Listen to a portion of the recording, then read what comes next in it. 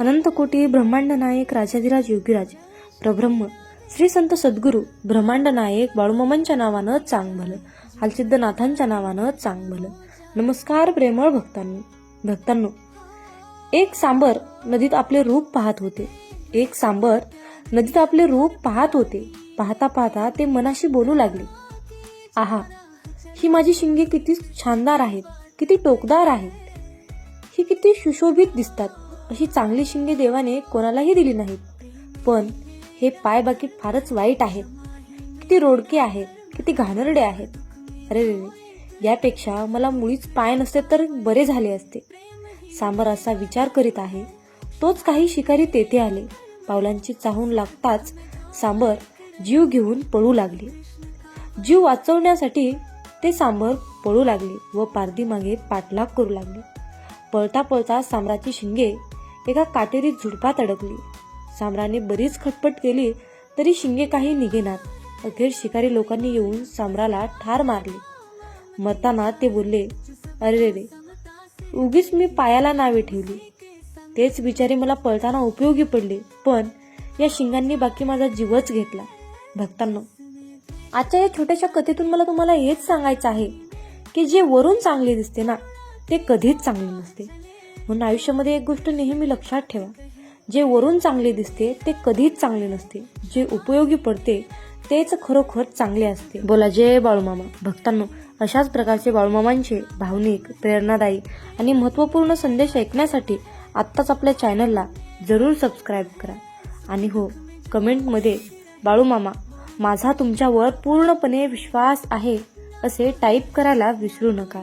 कमेंटमध्ये जास्तीत जास्त संख्येने बाळूमामांच्या नावाचा जयघोष करा आणि आपले हे भक्तिमय संदेश जास्तीत जास्त भक्तांपर्यंत शेअर करा. भक्तांनो, आजच्या देवी संदेशामध्ये बाळूमामा तुम्हाला म्हणत आहेत. मामा म्हणतात, माझ्या बाळा, हा संदेश तुझ्यासमोर येणे म्हणजे निव्वळ योगायोग नाही रे. हा संदेश मी खास करून तुझ्यासाठी पाठवला आहे. मामा म्हणतात, माझ्या बाळा, आयुष्यामध्ये काहीही करा, कितीही देवाची भक्ती करा, सेवा करा, देवाचे उपवास करा, परंतु बाळा, कर्माचे भोग हे भोगावेच लागतात रे, मग ते कोणी का असेना. आयुष्यामध्ये कधी कधी तुम्ही हा वाक्यप्रचार पण ऐकला असेल, पण तो नेमका काय असतो हे समजतं तेव्हा जेव्हा आयुष्य आपल्याला थांबवून आरसा दाखवतं. भक्तांनो, आज मी एक अशी कथा तुम्हाला सांगणार आहे. अतिशय खूपच हृदयस्पर्शी ही कथा आहे. एक अशा माणसाची ही कथा आहे ज्याला वाटायचं की जे नशिबापेक्षा हुशार आहे, म्हणजे तो माणूस नशिबापेक्षाही खूपच हुशार आहे. नागपूरच्या एका लहानशा गावात वेणुग्राम नावाचं गाव होतं. गाव छोटंसं, पण माणसाच्या कहाण्या मात्र मोठ्या. या गावात राहायचा माधव देशमुख. माधव लहानपणापासूनच खूप हुशार होता. अभ्यासात अव्वल, बोलण्यात गोड आणि डोक्यात कायम एक विचार, या जगात नीट माणूस होऊन काही मिळत नाही, चतुर असायला लागतं. वडील साधे शेतकरी, आई देवभोळी.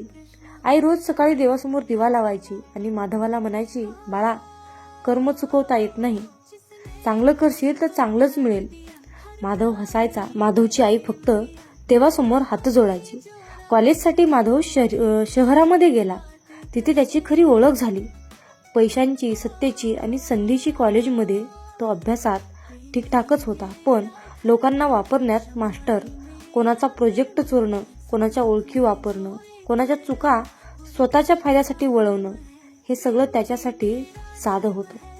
एकदा त्याचा मित्र राहुल रात्रभर जागून प्रोजेक्ट करत होता. माधवने तो प्रोजेक्ट सादर केला आणि पूर्ण श्रेय स्वतःला घेतलं. राहुल म्हणाला, माधव, हे योग्य नाही बरं. माधव शांतपणे म्हणाला, योग्य अयोग्य नंतर बघ, आता यश महत्वाचं आहे. राहुल मागे पडला. माधव पुढे गेला. कॉलेज संपलं. माधवला एका मोठ्या कंपनीत नोकरी मिळाली. सुरुवातीला सगळं काही सुरळीत होतं, पण त्याची वृत्ती तशीच होती. ऑफिसमध्ये तो इतरांच्या चुका वरिष्ठांच्या नजरेत आणायचा, स्वतःच्या चुका लपवायचा.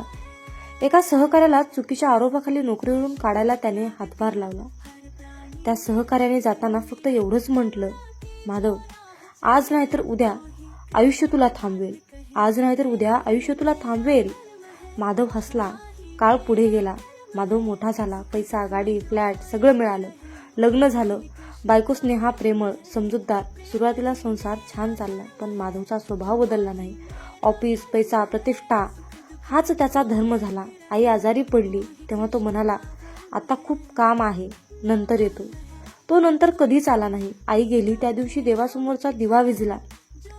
काही वर्षांनी माधव कंपनीत मोठ्या पदावर पोहोचला, पण तिथेही त्याने शॉर्टकट वापरले. लाच, खोटे अहवाल, चुकीचे निर्णय. एक मोठा प्रोजेक्ट त्याने मंजूर केला, ज्यामुळे अनेक गरीब लोकांची जमीन गेली. अनेक गरीब लोक त्याला श्राप देऊ लागले. त्या रात्री त्याला पहिल्यांदा विचित्र स्वप्न पडलं. तो एका अंधाऱ्या रस्त्यावर चालत होता. मागून आवाज येत होते, माधव, माधव. तो मागे वळला, पण कोणीच नव्हतं. हळूहळू गोष्टी बदलायला लागल्या. ऑफिसमध्ये चौकशी सुरू झाली. ज्याच्यावर तो विश्वास ठेवत होता त्यांनी त्यांच्यावरचा आरोप केला. कागदपत्र गायब झाली, पुरावे उलटे फिरले. माधव एकटा पडला. स्नेहाने विचारलं, तू खरंच सगळं बरोबर केलं आहेस ना? माधव चिडला, तुला माझ्यावर विश्वास नाही? पण स्नेहाच्या डोळ्यात भीती होती. कोर्टात केस गेली, मीडिया बदनामी, लोकांची कुजबूज ऐकून सगळं काही हातातून निसटून गेल्यासारखं वाटत होतं. त्या रात्री तो देवळात गेला. अनेक वर्षांनी त्याने डोळे बंद केले. आईचा आवाज आठवला, कर्म चुकवता येत नाहीत. त्याचे हात थरथरले. शेवटी निकाल लागला. माधव दोषी ठरला. तुरुंगवास. तुरुंगात त्याला अनेक चेहरे भेटले. कोणी चोर, कोणी फसवणूक करणारा, कोणी खून केलेला. सगळ्यांच्या कहाण्या वेगवेगळ्या, पण शेवट एकच. एक म्हातारा कैदी म्हणाला, इथे सगळं कर्माने भोगतोय. फरक एवढाच, कोणी लवकर, कोणी उशिरा. तुरुंगात माधव बदलू लागला. तो पहिल्यांदा स्वतःशी प्रामाणिक झाला. त्याला जाणवलं, आपण किती लोकांना दुखावलं, किती नात्यांवर पाय दिला. स्नेहा भेटायला आली, डोळ्यात पाणी. माधव म्हणाला, माझी चूक झाली. ती म्हणाली, उशिरा का होईना, पण कळलं. शिक्षा संपल्यानंतर माधव बाहेर आला. त्याच्याकडे काहीच नव्हतं, ना पद, ना प्रतिष्ठा, पण मनात एक शांतता होती. तो गावाकडे परत गेला. आईचं घर, देवासमोर दिवा लावला. पहिल्यांदा त्याने मनापासून डोळे मिटले. माधव आजही साधं आयुष्य जगतो. तो म्हणतो, कर्म लगेच फळ देईलच असं कधीच नसतं, पण ते विसरत नाही. वेळ घेतं आणि जेव्हा येतं तेव्हा टाळता येत नाही. ही कथा इथं संपत नाही, कारण कर्माची कथा कधीच संपत नाही. आपण जे पेरतो मित्रांनो, तेच उगवतं. कितीही आणि काहीही करा, कर्माचे भोग हे तुम्हाला भोगावेच लागतात. पण एक गोष्ट आयुष्यात लक्षात ठेवा, चांगले कर्म केल्याने भोगही तितकेच अटळ असतात. कथा. उधार घेतलेला प्रकाश. एका शहराच्या कडेला समुद्राच्या वाऱ्याला टेकून एक जुना वाडा होता. त्या वाड्यात राहायचा अनिरुद्ध कुलकर्णी. अनिरुद्ध श्रीमंत होता. पैसा, ओळख, प्रतिष्ठा सगळं होतं. लोक त्याला यशस्वी म्हणायचे, पण त्याला स्वतःला माहीत होतं की तो प्रकाश त्याचा नव्हता, तो उधार घेतलेला होता. अनिरुद्ध लहानपणी फार गरिबीत वाढला. आईवडील कष्टकरी पण प्रामाणिक. वडील नेहमी म्हणायचे, आपलं आयुष्य स्वच्छ ठेव, पैसा गेला तरी चालेल, पण माणूसपणा जाऊ देऊ नकोस. अनिरुद्ध मान हलवायचा, पण मनात एक आग होती, मला पुन्हा कधीच गरीब व्हायचं नाही. कॉलेजमध्ये असताना त्याला एक संधी मिळाली होती.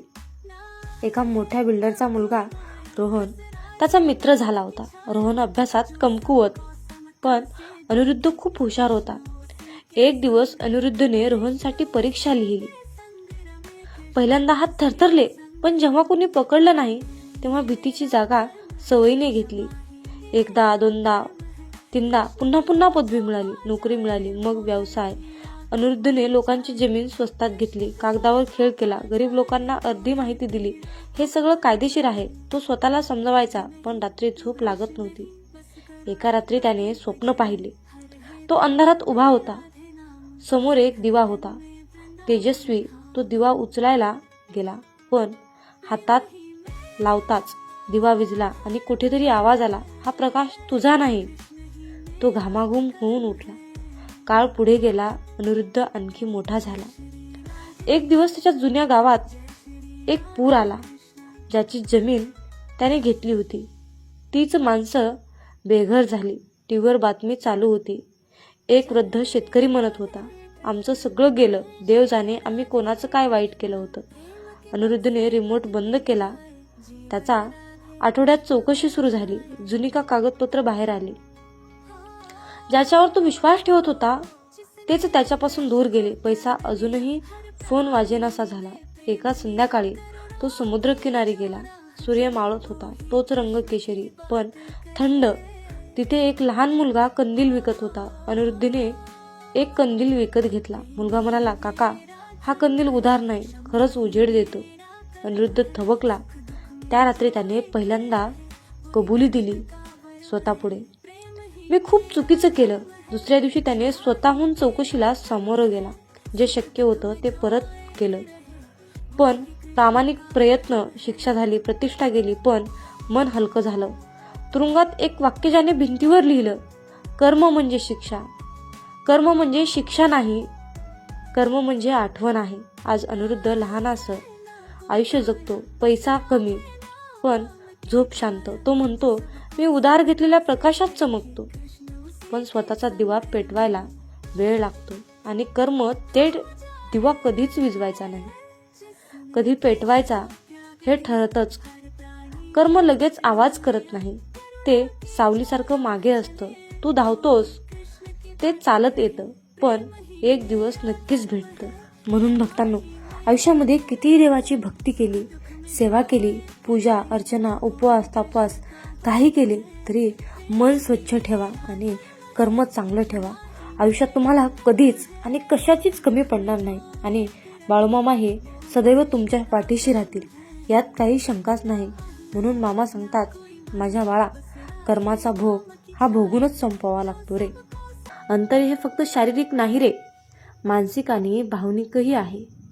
तुम्ही जेव्हा स्वतःची मर्यादा आणि अंतर ठेवाल ना, तेव्हा तुम्ही शांततेने जगता आणि दुसऱ्यांच्या चुकीच्या वागण्याचा परिणाम तुमच्यावर होत नाही. म्हणून बाळा, आयुष्यामध्ये नेहमी भावनांवर नियंत्रण ठेवा. राग, वैर, दुःख हे नैसर्गिक आहेत, पण त्यावर नियंत्रण ठेवणं अत्यंत महत्त्वाचं आहे. तुम्ही जिथे शांत राहता तिथेच तुमचं सामर्थ्य दिसतं. लगेच राग व्यक्त केल्यास किंवा क्रोधाने बोलल्यास फक्त परिस्थिती अधिक गुंतागुंतीची होते. तुमच्या शांततेतच तुम्ही परिस्थितीवर नियंत्रण ठेवू शकता. दुसऱ्यांना समजते की त्यांच्या शब्दांचा किंवा वागणुकीचा परिणाम तुमच्यावर होत नाही. भावना नियंत्रित ठेवणे म्हणजे मानसिक स्थिरता मिळवणे आणि जीवनातील आव्हानांवर प्रभावीपणे सामोरे जाणे. जेव्हा तुम्ही संयमी राहता, जेव्हा तुमच्या निर्णयामध्ये शुद्धता असते आणि तुम्ही चुकीच्या निर्णयापासून बचाव करता, शांत मन आणि संयम याचा प्रभाव इतका जबरदस्त असतो की दुसऱ्यावरही तो प्रभाव पडतो.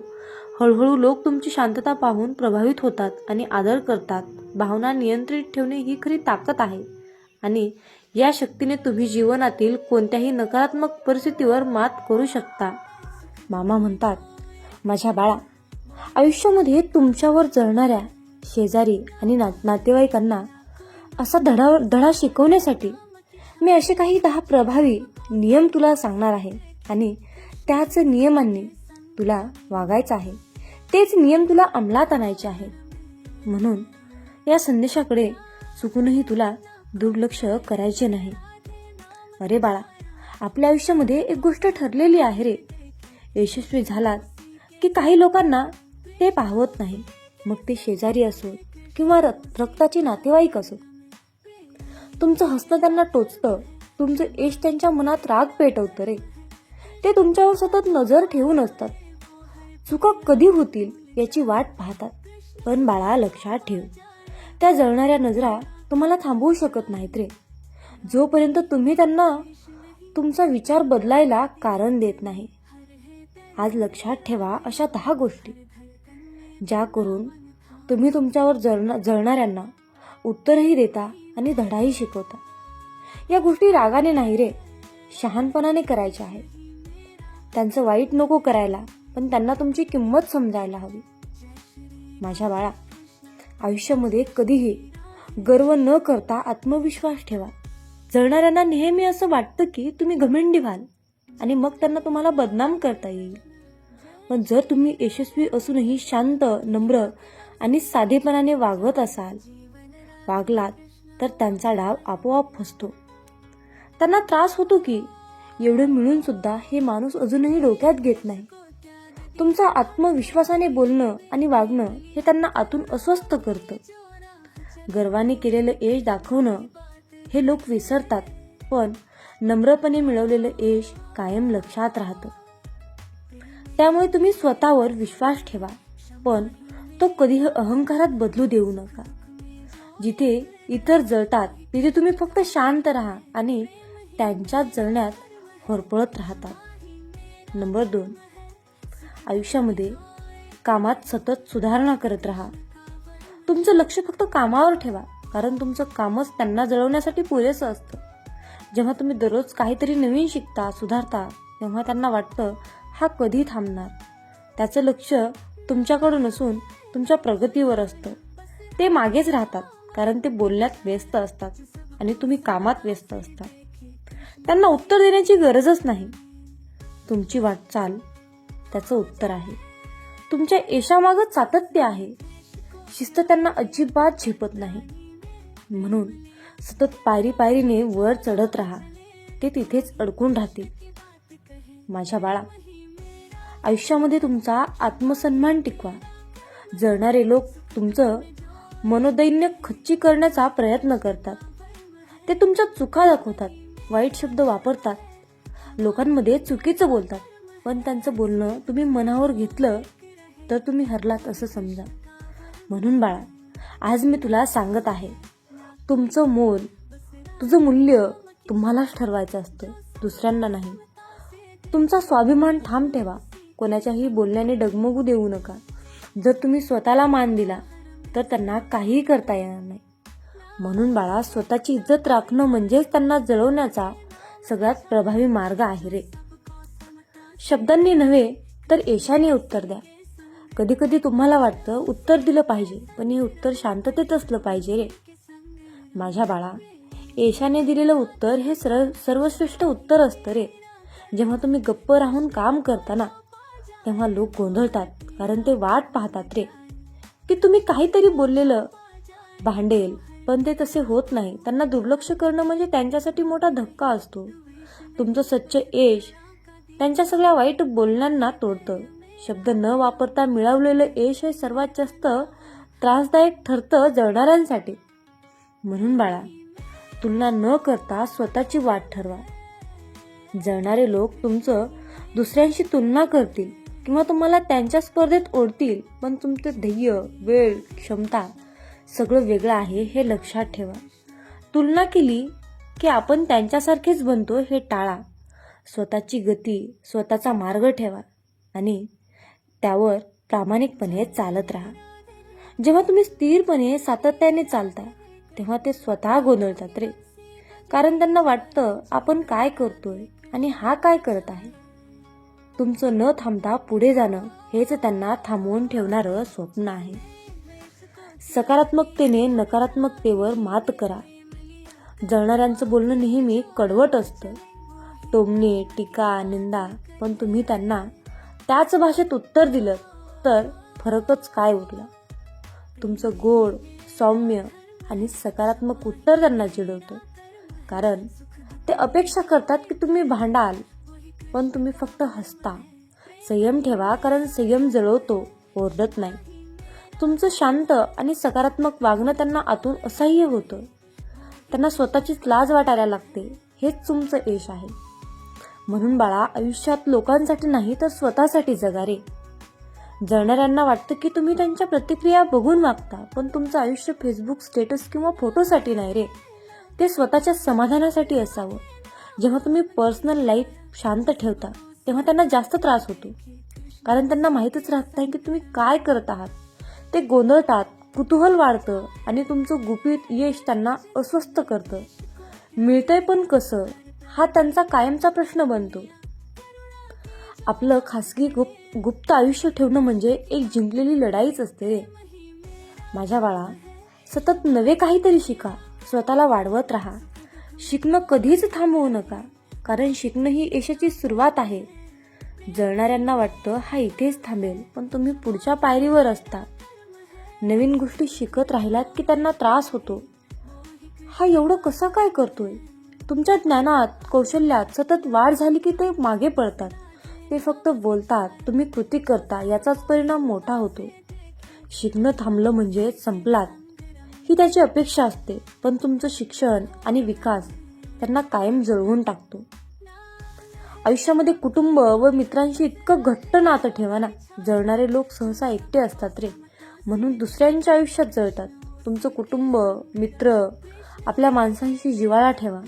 जेव्हा तुम्ही त्यांना दिसता की या माणसाला प्रेम करणारे खूप लोक आहेत, तेव्हा त्याचं पित्त खवळतं.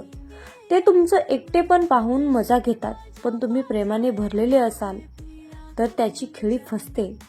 त्याचं आयुष्य कोरडं असतं आणि तुमचं भरलेलं असतं. त्याचं वैषम्य वाढतं, पण तुम्ही तुमच्या लोकांमध्ये सुखी असता. तुमच्या नात्यांची ऊब ही त्यांच्यासाठी असह्य ठरते. म्हणून माझ्या बाळा, आयुष्यामध्ये नेहमी नम्र राहा, तरीही मजबूत उभे राहा. सगळ्यात मोठा धक्का तेव्हाच त्यांना बसतो जेव्हा तुम्ही मोठे होता, पण अजूनही विम्र असता. त्यांना वाटतं हे एवढं मिळून सुद्धा माणूस तसाच का आहे. नम्रता ही यशाने माणसाला उंच नेते, पण जळणाऱ्यांना ती झेपत नाही, कारण ते स्वतः अहंकारात जगतात. तुम्ही शांततेत तुमचं वागणं, तुमचं सौम्य पण ठाम बोलणं, हेच त्यांना झेलता येत नाही. नम्रपणात जी ताकद असते ना, ती रागात किंवा अहंकारात नसते.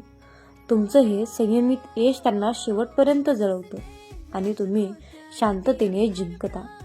जगात प्रत्येक यशस्वी माणसावर कोणी ना कोणी जळतच असतं, पण त्या जळण्याने थांबणं म्हणजे आपल्याच यशाचा अपमान करणं होईल. जळणाऱ्यांना सन्मानाने पण ठामपणे उत्तर द्या, कृतीने बोलून नाही. तुमचं आयुष्य सुंदर बनवणं हीच त्यांच्यासाठी शिक्षा आहे.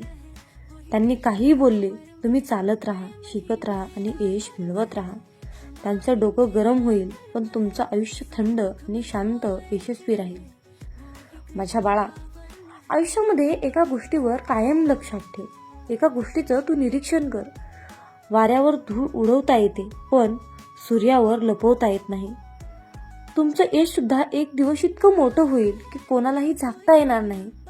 जळणाऱ्यांना गप्प बसवायचं असेल तर फक्त एवढंच करा, यशस्वी व्हा आणि त्यांना दुर्लक्ष करा. कारण शांतपणे चालणाऱ्यांनाच एक दिवस सगळ्यात मोठा आवाज मिळतो. ही गोष्ट आयुष्यामध्ये कायम लक्षात ठेवा. म्हणून मामा सांगतात, माझ्या बाळा, एका दिवसात होणाऱ्या दुधामध्ये सुद्धा कधी न होणारं तूप लपलेलं असतं. एका दिवसात होणाऱ्या दुधामध्ये सुद्धा कधी न होणारं तूप लपलेलं असतं. मग आयुष्यात नेहमी सकारात्मक विचार करा. 4 दिवस वाईट आले म्हणून खचून जाऊ नका, कारण त्या दिवसामागेच तुमचे चांगले दिवस लपलेले असतात. अरे बाळा, आमची साथ मिळवण्यासाठी तुझं अंतर्मन शुद्ध आणि निर्मळ ठेव. मग तुझ्याकडे कोणी वाईट नजर टाकेल, तुला त्रास देण्याचा प्रयत्न करेल, त्यास आम्ही पाहून घेऊ. बाळूमामांचा हा आशीर्वाद प्राप्त करण्यासाठी आत्ताच आपला हा संदेश शेअर करा आणि बाळूमामा, माझा तुमच्यावर पूर्णपणे विश्वास आहे असे टाईप करा. जीवनात तुम्ही स्वतःला जितकं सुखी समजाल तितकंच सुखी राहाल. आपल्याविषयी वाईट बोलणारे बरेच लोक असतात, पण त्यांच्याकडे लक्ष द्याल तर विखुरले जाल. मन शांत ठेवून पुढे जाल तर जीवनात नक्कीच यशस्वी व्हाल. कर्म असं एक रेस्टॉरंट आहे की तिथं ऑर्डर देण्याची गरज नाही. तिथं आपल्याला तेच मिळतं जे आपण शिजवलेलं असतं. जीवनात एखाद्याला सोडून जाताना मागे फिरून पाहावंसं वाटलं तर पुढे जाऊच नये. प्रत्येक वस्तूची किंमत वेळ आल्यावरच होत असते, कारण वातावरणात फुकट मिळणारा ऑक्सिजन हा दवाखान्यात खूप महाग विकला जातो. दुसऱ्यापेक्षा आपल्याला यश उशिरा मिळत असेल तर निराश होऊ नका.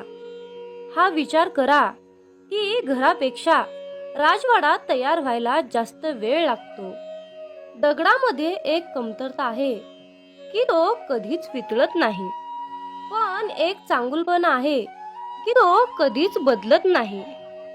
जीवनात एका ठराविक वयानंतर आपल्याला पेन्सिलच्या ऐवजी पेन दिले गेले? त्याचं कारण हेच आहे की हे आपल्या लक्षात आले पाहिजे. जसं जसं आपण मोठे होत जातो तसं तसं आपल्या चुका खोडल्या जात नाहीत. तुम्ही सहमत असाल तर आत्ताच आपल्या व्हिडिओला लाईक करा आणि चॅनलला सबस्क्राईब करा. तुमच्यासाठी नशिबाचे योग्य ते द्वार उघडले जाईल. वाक्य छोटं आहे पण तितकंच खरं आहे. जग धोका देऊन हुशार झालं आणि आपण विश्वास ठेवून मूर्ख झालो. जीवनात काही जखमा अशा असतात की त्या दिसत नाहीत, कोणाला दाखवताही येत नाहीत, पण त्या सतत टोचत राहतात. जीवनात समोरच्याला माफ करता येतं, त्याचे अपराध विसरता येतात, पण त्यांच्यात पुन्हा एकदा मन गुंतवून राहता येत नाही. स्वतःचं मन शांत करता आलं की सगळे गोंधळ आपोआप शांत होतात. मामा म्हणतात, माझ्या बाळा, एक गोष्ट नेहमी लक्षात ठेव, अपेक्षा हीच दुःखाचं सर्वात मोठं कारण आहे. जीवनात मानवी स्वभाव ओळखणं खूप अवघड आहे, कारण माणूस हा वेळेनुसार बदलतो. जेव्हा एक व्यक्ती दुसऱ्या व्यक्तीवर प्रेम करते तेव्हा ती म्हणते की मी तुझ्यासाठी जीव द्यायला सुद्धा तयार आहे. पण जशी वेळ बदलते तेव्हा तीच व्यक्ती म्हणते की मी तुझा जीव घेईन. त्यामुळे लक्षात ठेवा की सर्व काही बदलणार आहे आणि बदल ही एक शाश्वत गोष्ट आहे.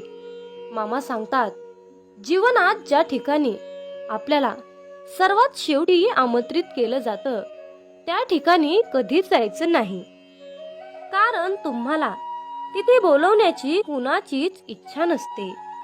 त्यांनी तुम्हाला केवळ उपचार म्हणून बोलाविलं असतं. अशा ठिकाणी जाऊन स्वतःचं महत्त्व कमी करून घेऊ नका. जोपर्यंत एखादी गोष्ट स्वतःहून कोणीच आपल्याला सांगत नाही तोपर्यंत ती गोष्ट विचारू नका. जर का तुम्ही एखाद्या व्यक्तीसाठी महत्त्वाचे असाल तर ती व्यक्ती तुम्हाला सर्व काही स्वतःहून सांगेल. आयुष्य बदलण्यासाठी सर्वांनाच वेळ मिळतो, पण वेळ बदलण्यासाठी परत आयुष्य कुणालाच मिळत नाही. म्हणून बाळा, ही एक गोष्ट नेहमी लक्षात ठेव, संघर्ष करणारा माणूस हा नेहमी एकटाच असतो, पण यशस्वी माणसाच्या पाठी सारं जग उभा असतं. त्यामुळे संघर्षाच्या वेळी जर तुम्ही एकटे असाल तर अजिबात वाईट वाटून घेऊ नका, कारण लक्षात ठेवा, संघर्ष हा नेहमी एकट्यानेच करायचा असतो. मामा म्हणतात, माझ्या बाळा, बदल हा एक जीवनाचा भाग आहे. जर का तुला या जीवनात यशस्वी व्हायचं असेल तर त्याचा स्वीकार करणं गरजेचं आहे. जर का तुम्ही बदलाला विरोध करत असाल तर तुम्ही अशी संधी गमावू नका, ज्या तुम्हाला वाढण्यास आणि तुमचे ध्येय साधण्यास मदत करू शकतात. जीवनात बदल स्वीकारा आणि नवीन अनुभवासाठी खुले व्हा. मित्रांनो, रडू तर खूप येत होतं, डोळ्यात पाणी दिसत नव्हतं, चेहरा तर कोरडा होता, मन मात्र भिजलं होतं. कारण डोळे पाहणारे सगळे असतात, पण मनातील जाणणारे फक्त आपले ब्रह्मांड नायक बाळूमामा असतात. मित्रांनो, बाळूमामा म्हणजेच नुसतेच संत नाहीत, तर ते ब्रह्मांडाचे मालक आहेत, ब्रह्मांड नायक आहेत, या त्रिलोक्याचे स्वामी आहेत. या ब्रह्मांडाकडे या सर्व पृथ्वीचा सारे भार आणि कारभार आहे. जे काही करत आहेत ते आपले ब्रह्मांड नायक बाळूमामा करत आहेत. मित्रांनो, बाळूमामा म्हणजे पंचमहाभूतावर राज्य करतात. पंचमहाभूत म्हणजे आकाश, जल, अग्नी, वायू, पृथ्वी या पंचमहाभूतावर मामा राज्य करतात. मामांच्या आज्ञेशिवाय झाडाचं पान सुद्धा हलत नाही हे निश्चित आहे. इतकी मामांमध्ये ताकद आहे, इतकी मामांची प्रचंड आघात शक्ती आहे, आणि या शक्तीची, या ब्रह्मांडाची सेवा करण्याचे परम भाग्य आपल्याला मिळाले आहे. त्यामुळे आपण खूप नशीबवान आहोत. मित्रांनो, जीवनात एक गोष्ट लक्षात ठेवा. जेव्हा आपल्या हातून पटापट चांगले काम घडू लागतात, प्रत्येक कामामध्ये यश येते, तेव्हा मनाला समजून जा की ही किमया, ही लीला आपल्या मामांची आहे. आणि इतरांना त्रास झालेला पाहून जर तुमचं मन दुःखी होत असेल तर लक्षात ठेवा, आपले मन मामामय होत आहे, मामांच्या चिंतनात रमत आहे. आपला देह संपूर्ण आपण मामांच्या चरणी समर्पित केला आहे, असा मामा तुम्हाला संदेश देत आहेत. मित्रांनो, आयुष्यात सुख दुःख हे कालचक्र नेहमी फिरतच असतं. मामांची सेवा केली म्हणून आयुष्यामध्ये दुःख येणार नाही असं काही नाही बरं. पण आयुष्यामध्ये दुःख तर येतच, कारण आयुष्यामध्ये सुख येणं दुःख येणं हा आपला प्रारब्धाचा भाग आहे. पण आपण मामांची सेवा केली म्हणून आयुष्यात दुःख येणार नाही असं काही नाही. तर मामांना साकडं घालत असताना मामांना असं साकडं घाला की बाळू मामा, या संकटातून बाहेर पडण्यासाठी मला शक्ती द्या, बळ द्या आणि तुमचा आशीर्वादाचा हात सदैव माझ्या डोक्यावर राहू द्या. मी कसल्याही कितीही मोठ्या संकटातून सहजपणे बाहेर पडेन असा तुम्ही मामांनाच विश्वास दाखवा. कारण फक्त मित्रांनो, भोग हा भोगूनच संपवावा लागतो आणि तो आपलं प्रारब्ध आहे, हे लक्षात ठेवा. आणि सर्वात महत्त्वाची गोष्ट म्हणजे तुमच्या आयुष्यामध्ये सुख आलं म्हणून मामांना विसरून जाऊ नका आणि दुःख आलं म्हणून निराश होऊ नका. आयुष्यामध्ये दुःख आलं तर पदोपदी मामांना साकडं घाला, पदोपदी मामांना हाक मारा.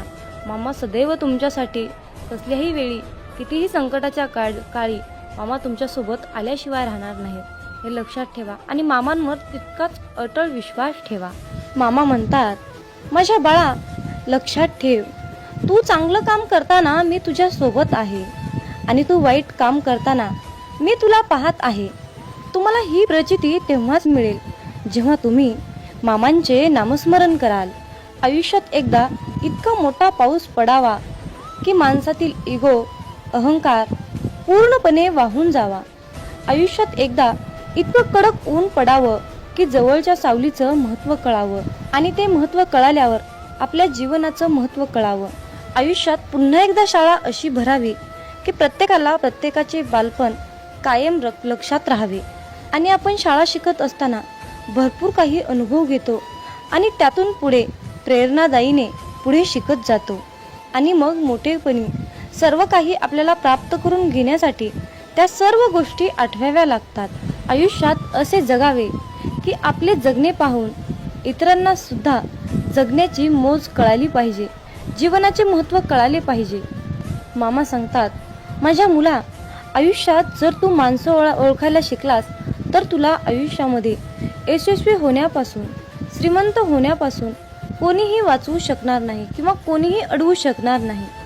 जीवनात माणसं ओळखणे हा सर्वात मोठा आणि कठीण मुद्दा आहे.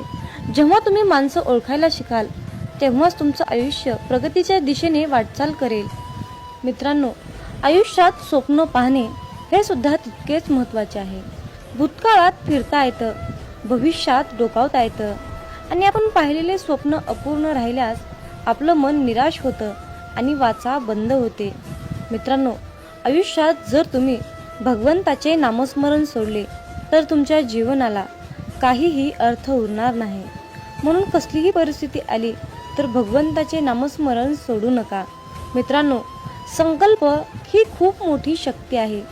जर तुमची इच्छा खूप कठोर, मनापासून आणि प्रबळ असेल तर संकल्प ती इच्छा तुमची स्वतःकडे खेचण्याचा प्रयत्न करतो.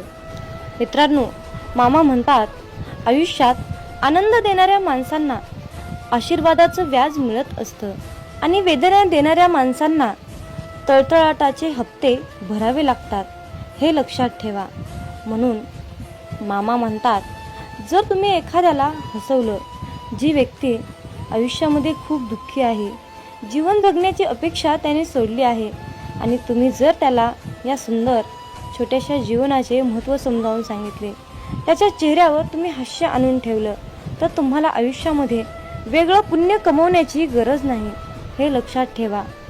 परंतु त्याच उलट जर तुम्ही एखाद्याबद्दल वाईट बोलत असाल, एखाद्याचे वाईट चिंतत असाल, एखाद्याचे काहीतरी आयुष्य धोक्यात आणत असाल, एखाद्याचे नुकसान करत असाल, एखाद्याला खूप त्रास देत असाल, एखाद्याचे बोलून त्याचे मन दुखावत असाल, तर तुम्हाला आयुष्यामध्ये कधीच तुमच्यावर मामांची कृपा होणार नाही, हे लक्षात ठेवा.